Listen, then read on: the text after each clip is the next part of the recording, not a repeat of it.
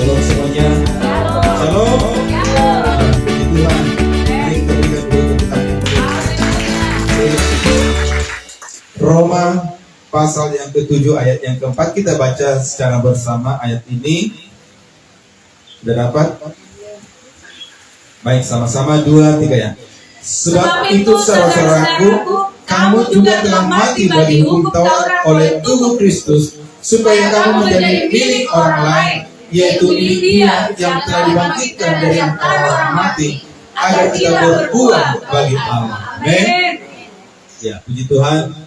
Nah, ayat ini yang mau menyatakan bagi kita bahwa semua orang, besar kecil, kaya miskin, gemuk atau kurus, tinggi atau pendek, kaya atau miskin, sudah dibebaskan Tuhan ya, dari ikatan dosa.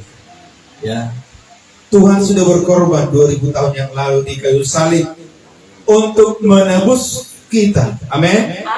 Ya, ayat ini tadi mengatakan bahwa kita ini sudah menjadi milik Allah. Ya, nah, supaya kamu menjadi milik orang lain, yaitu milik Dia, katanya, berarti milik Yesus. Jadi kematian Yesus di kayu salib itu adalah untuk kembali menjadikan kita milik Allah. Memang kita kan adalah manusia adalah ciptaan Allah. Amin. Tapi karena dosa, ya, pelanggaran kita bagaikan tergadai. Ya, tergadai ke dunia, kepada iblis. Ya. Yesus sudah menebus kita. Ya, dalam 1 Petrus pasal 1 ayat ke-18, di situ dikatakan Allah sudah menebus kita lewat pengorbanan Yesus di kayu salib. Ayat yang ke-18. Sebab kamu tahu bahwa kamu telah ditebus dari cara hidupmu yang sia-sia, yang kamu waris dari nenek moyangmu itu bukan dengan barang yang fana, bukan pula dengan perak atau emas. Iya. Nah, jadi kita sudah ditebus, yang tadinya tergadai karena dosa kita, pelanggaran kita seolah-olah menjadi milik iblis. Tapi kematian Yesus di kayu salib itulah pembayaran harga kita. Harga penebusan kita itu. Maka tadi katakan, kamu telah ditebus dari cara hidupmu yang sia-sia, yang kamu warisi dari nenek moyangmu. Bukan dengan barang yang fana, bukan pula dengan perak atau emas, tapi dengan harga yang sangat mahal, itulah darah Yesus yang tidak bernoda. Amin. Ya. Nah, jadi kita tadinya adalah milik iblis. Tapi sekarang, ya, kita yang sudah mendengarkan firman Tuhan, ya, kita yakinkan kita adalah milik Allah. Amin. Maka tadi dalam Roma 7 ayat 4 tadi katakan, Tuhan inginkan kita berbuah bagi Allah, karena kita adalah milik Allah. Selama kita terikat oleh iblis, ya, dan memang itulah pekerjaan iblis, ya, selalu berusaha menjauhkan kita dari Allah. Kita yang sebenarnya adalah milik Allah karena diciptakan serupa dan segambar dengan Allah. Tapi itu kelicikan iblis itu membuat manusia itu jauh dari Tuhan. Gambar Allah di dalam manusia itu rusak lewat iblis menyodorkan hal-hal yang melanggar perintah Tuhan. Lalu menyodorkan untuk kita tidak taat kepada Allah. Selalu menggoda kita untuk tidak setia kepada Allah dengan berbagai cara, ya. Nah, tadi katakan kita telah ditebus dari cara hidup kita yang sia-sia, ya. Cara hidup yang kita dapatkan dari nenek moyang kita, ataupun yang kita dapatkan dari tradisi dunia.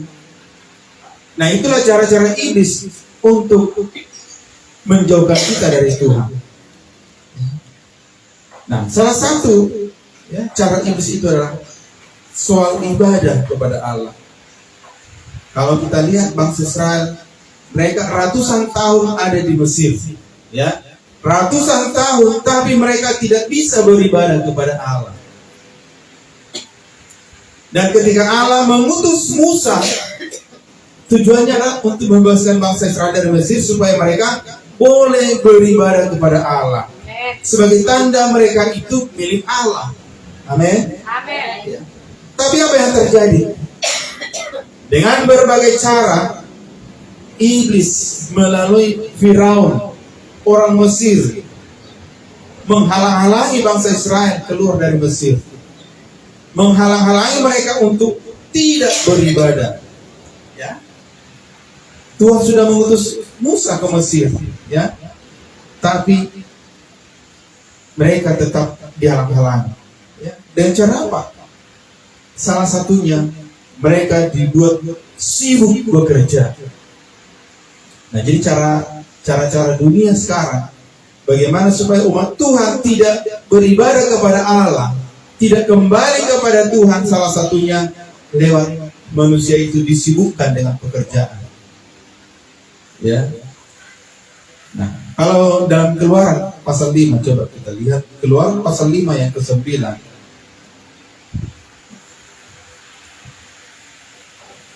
Pekerjaan orang-orang ini harus diperberat sehingga mereka terikat kepada pekerjaannya dan jangan memperdulikan perkataan dusta. Iya. Nah, jadi ini cara iblis, cara Firaun, orang Mesir. Bagaimana supaya umat Tuhan tidak bisa beribadah? Pekerjaan mereka itu diperberat. Mereka selalu disibukkan dengan berbagai macam pekerjaan. Nah, jadi orang yang tidak beribadah karena pekerjaan, ya, berarti bisa dikatakan dia masih berada dalam suasana Mesir, ya, berarti masih milik iblis, belum dibebaskan. Ya. Kalau kita masih milik iblis, masih di suasana Mesir, maka kita pun tidak bisa menolak. Kita tidak bisa beribadah, ya kan? Karena kalau kita meninggalkan pekerjaan kita itu, kita disebut pemalas. Ya, ayat yang ke-17 coba lihat. Tapi ia berkata, pemalas itulah sebabnya kamu berkata, izinkanlah kami pergi mempersembahkan korban kepada Tuhan. Iya, ini kata Firaun, pemalas kamu, pemalas katanya. Marah dia. Jadi bagi orang dunia, kalau kita katakan mau beribadah, justru kita diejek. Karena malasnya dikerja katanya. Pemalas kau. Bagi dunia. Tapi bagi kita, beribadah itulah salah satu tanda kita milik Tuhan. Amin. Itulah tanda bahwa kita sudah terlepas dari suasana Mesir. Dan anehnya, bagi orang-orang seperti itu, ketika Tuhan mengutus untuk menyelamatkan mereka, mengeluarkan mereka dari suasana Mesir, justru diejek. Coba ayat yang ke-20 dan 21. Waktu mereka meninggalkan Firaun, berjumpalah mereka dengan Musa dan Harun dan sedang menantikan mereka. Lalu mereka berkata kepada keduanya, kiranya Tuhan memperhatikan perbuatanmu dan menghukumkan kamu, karena kamu telah membusukkan nama kami kepada Firaun dan hamba-hambanya, dan dengan demikian kamu telah memberikan pisau kepada mereka untuk membunuh kami. Iya, justru mereka ini menuduh Musa dan Harun berbuat jahat kepada mereka. Padahal Musa dan Harun adalah utusan Allah untuk membebaskan mereka. Nah, jadi sekali lagi kita harus sadar bahwa kita adalah milik Tuhan. Amin. Bukan milik Firaun atau dunia. Karena tadi sudah kita baca ayatnya bahwa kita sudah ditebus dengan harga yang lunas. Amin. Gak ada yang kredit di sini. Ya. Semua dibayar lunas. Dan harganya harga yang paling mahal. Itulah darah Yesus. Ya. Dan sesuatu yang sudah dibeli pasti itu menjadi milik dari orang yang membelinya. Kalau kita dibeli atau ditebus oleh Yesus, maka kita milik Yesus. Amin semuanya. Nah, maka yang Tuhan inginkan dari kita sebagai miliknya, ya, marilah kita beribadah kepada Tuhan yang benar. Amin. Saya katakan Tuhan yang benar karena sebenarnya orang Mesir juga beribadah. Ada ibadah mereka, bahkan banyak Tuhannya, tapi Tuhan yang tidak benar. Mereka beribadah kepada Allah berhala, bukan Allah pencipta. Ya. Ada yang menyembah matahari, ada yang menyembah patung. Ya. Nah, itulah mereka. Gak tahu mereka bisa seperti itu. Tapi sebenarnya kalau kita punya pikiran yang normal, ya, ngapain kita menyembah matahari, menyembah patung, menyembah pohon, menyembah gunung, dan lain sebagainya? Karena itu adalah ciptaan. Amin. Semua itu ciptaan. Kalau orang yang normal, pikirannya yang sehat, yang disembah adalah siapa penciptanya? Amin. Amin. Iya. Jadi sekali lagi kita ini milik Tuhan, maka kita harus tunjukkan keberadaan kita sebagai milik Tuhan. Tanda kita milik Tuhan salah satunya adalah beribadah kepada Tuhan. Ini salah satu ya, karena banyak tanda milik Tuhan seharusnya. Ya. Tapi paling tidak satu ini tuntas dulu, amin. Ya, beribadah. Ya. Jangan gara-gara pekerjaan tadi kita gagal beribadah. Oke lah, kalau yang bekerja di PT ya. Tapi saya lihat kalau yang di jemaat di sini Tanjung Gundap gak ada yang di PT, iya kan? Ya. Ada ya? Gak ada. Nah, itulah. Berarti gak ada alasan untuk tidak beribadah. Karena sekalipun saya dikatakan ada yang di PT, gak ada alasan juga beribadah. Oke lah kalau dia masuk pagi, ada ibadah sore atau malam, ya kan? Kalau dia masuk malam, ada ibadah pagi. Nah, jadi tinggal pilih. Nah, tapi kalau di jemaat di sini, ya pekerjaan di PT, pekerjaan Tuhan. Amin semuanya. Ya, bukan di perusahaan terbatas, kan?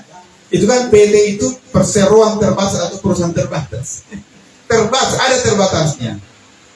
Ya. Kalau kita milik Tuhan, ya, perusahaan Tuhan tidak ada batasnya. Amin. Haleluya, amin. Nah, jadi mari tunjukkanlah ya tanda kita milik Tuhan, setia beribadah kepada Tuhan. Amin. Ya. Janganlah kita, ya, ada hamba Tuhan kemarin dari Malaysia mengatakan kita harus pandai mencari Tuhan. Kalau nggak salah di sini juga disampaikan itu ya, yang dari Malaysia kemarin itu. Kita harus pandai mencari Tuhan, jangan mencari uang. Kalau kita mencari Tuhan, uang mengikut. Amin. Karena semua itu milik Tuhan. Matius 6 ayat 33 mengatakan, carilah dahulu kerajaan Allah dan kebenarannya. Amin. Maka semuanya itu akan Ditambahkan. bonus. Kan? Ditambahkan kepadamu bonusnya itu. Ya. Tuhan tahunya apa yang kita butuhkan. Amin. Ya. Sebenarnya tanpa kita meminta pun kepada Tuhan, karena Dia Bapa kita, Dia mengerti apa yang kita butuhkan. Tapi karena bukti kita dekat dengan Tuhan, ya kita naikkan doa kita, permohonan kita. Tuhan, aku perlu ini Tuhan. Itu. Bukti atau untuk membina ada hubungan yang dekat dengan Tuhan. Amin. Iya. Kalau yang dekat-dekat itu yang sangat dekat hubungannya, walau belum kita minta, Tuhan sudah sediakan, ya kan? Oh, ini perlu untuk anakku di Tanjung Gundap. Mereka perlu perahu. Mereka perlu kayu arang. Lalu ditunjukkanlah, oh di sini masih banyak yang besar-besar, ya kan? Itu, amin semuanya. Amin. Tapi yang tadi itu, carilah dahulu kerajaan Allah. Ya, utamakan ibadah. Habis ibadah ya terserah. Ya, boleh bekerja lagi. Ya. Sebagai tanda kita sudah lepas dari suasana Mesir. Amin. Iya. tidak lagi di bawah perintah Firaun. Jadi kalau kita tanya, kita ini milik siapa? Coba dulu tanya kiri kanan, kamu milik siapa? Udah? Coba langsung dijawab ya. Yang pertama yang ke sebelah kiri, 1, 2, 3. Oke, yang dari kiri ke kanan, sebaliknya, 1, 2, 3. Amin. Maunya tadi ditanya, kamu milik siapa? Kalau bilang milik Yesus, mana buktinya gitu ya? Nah, buktinya ada. Saya kan di sini lagi beribadah kepada Tuhan. Amin. Jadi ini salah satu bukti kita sebagai milik Tuhan, beribadah. Jadi jangan asal ngaku milik Tuhan, milik Yesus, anak Allah, anak Abraham. Ya kan? Ada lagu sekolah minggu. Bapak Abraham mempunyai banyak sekali anak-anak. Aku anaknya dan kau juga. Mari puji Tuhan, tangan kanan, tangan kiri.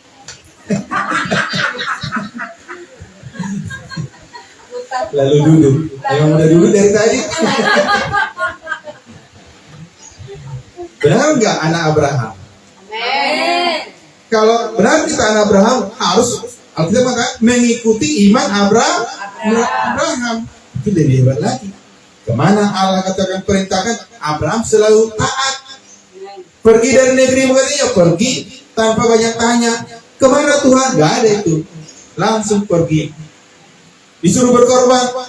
Abraham, korbankan anakmu. Ada dia tanya jawab? Padahal itu cuma satu anaknya. Hebat kali teman. Ininya anakku sudah kutunggu 100 tahun. Kok diminta pulang? Enggak. Langsung juga action. Bergerak. Amin. Taat. Imannya sangat kuat. Ya.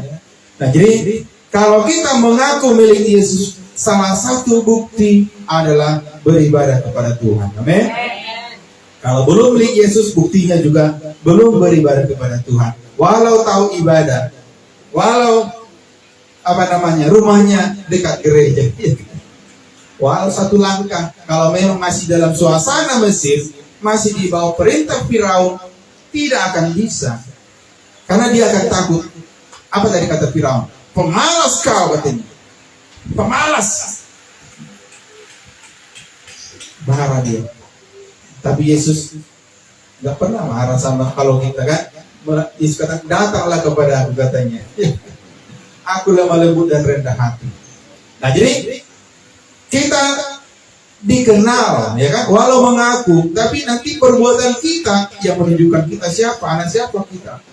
Ya, kita dikenal dari hasil perbuatan kita atau dari buah kita. Ya, kembali dari Roma 7 ayat yang keempat tadi itu, bagian terakhir dikatakan supaya kamu berbuah bagi Allah, ya kan? Jadi Tuhan ingin kita menunjukkan buah. Kalau memang kita milik Yesus, maka kita harus berbuah. Buah apa yang harus kita tunjukkan? Itu tadi, paling tidak kita memberikan ibadah yang berkenan kepada Tuhan. Roma 12 ayat yang pertama dikatakan ibadah yang sejati, ibadah yang hidup, ya kan? Mempersembahkan tubuh kita ini sebagai persembahan yang hidup, yang kudus dan yang berkenan kepada Allah. Hidup kita ini kita persembahkan kepada Tuhan. Itu yang Tuhan inginkan. Ibadah yang berkenan kepada Tuhan. Itulah yang kita tunjukkan dulu sebagai buah kita. Amin. Nanti kalau kita terus setia beribadah, nah dari firman yang kita dengarkan nanti berkembang lagi. Buah apa lagi yang akan kita tunjukkan kepada Tuhan. Amin. Itu kalau kita setia. Kalau nggak setia, nanti justru ada rasa bosan dan lain sebagainya, ya kan? Nah jadi kita khususnya juga jemaat di Tanjung Budap ini, yang paling sedikit yang mau kita tunjukkan kepada Tuhan adalah kesetiaan kita kepada Tuhan. Amin. Setia beribadah. Kalau sudah setia beribadah, nanti buah selanjutnya jemaat di sini bisa menjadi terang. Amin. Terang. Karena dalam Matius pasal 5, coba dulu ayat yang ke-14, ya. Ini salah satu buah yang bisa kita tunjukkan kepada Tuhan. Matius 5 ayat yang ke-14. Kamu adalah terang dunia. Kota yang terletak di atas gunung tidak mungkin tersembunyi. Iya. Nah, jadi kalau kita sudah setia beribadah, nah lewat ibadah-ibadah itu memperbaiki hidup kita, ya kan? Maka nantinya kita bisa jadi terang. Ya, pertama di wilayah kita ini. Karena masih banyak yang belum mengenal Tuhan, ya kan? Ya. Apalagi sebelah sana. Berarti jemaat Tanjung Bunda menjadi terang. Tadi dikatakan seperti apa itu? Kota di atas gunung, ya. Coba sekali lagi ayat 14. Kamu adalah terang dunia. Kota yang terletak di atas gunung tidak mungkin tersembunyi. Iya. Jadi nanti orang-orang di sini melihat, ih, betul lah ya mereka itu orang-orang yang rajin beribadah. Nampak nanti dari gaya hidup kita. Kita kan selalu perhatikan dari cara ngomongnya, sopan, ramah, ya, gayanya tidak tidak menor atau apa, ya, gaya hidupnya, ya, cara berjalannya sekarang diperhatikan. Ada yang mental dan ada yang ya, pamer enggak mungkin. Tapi kita akan diperhatikan. Nanti mereka menilai, oh iya ya. Gak percuma mereka setiap minggu ibadah. Bukan setiap minggu ya, Sabtu juga ada Pak ya. Ya, dari mana-mana, dari Singapura, dari mana. Ya. Jadi apa yang kita terima dari firman Tuhan itu yang memperbaiki hidup kita. Amen. Supaya kita bisa menjadi terang. Amin. Ya. Terang ya, apa namanya? Kebaikan kita dilihat oleh semua orang. Ayat yang ke-16. Matius 5 ayat 16. Demikianlah hendaknya terangmu bercahaya di depan orang, supaya mereka melihat perbuatanmu yang baik dan memuliakan Bapamu yang di surga. Amin. Iya, kita menjadi orang yang baik dan kebaikan kita dilihat oleh semua orang. Itulah yang membuat kita jadi terang. Jadi apa namanya? Suatu teladan. Nanti orang itu, tirulah orang itu, katanya kan? Lihatlah orang itu baik, sopan, ramah, suka membantu. Itu. Lewat itu kita sudah berbuah kepada Tuhan. Amin. Ya, kita menjadi teladan. Ya, walau di tempat ini, walau namanya ya di pinggir laut, itu enggak masalah. Bagi Tuhan, isi hati kita itu yang mau dilihat. Kita bisa berbuah bagi Tuhan. Ayat terakhir dalam Efesus pasal 5 ayat ke-9.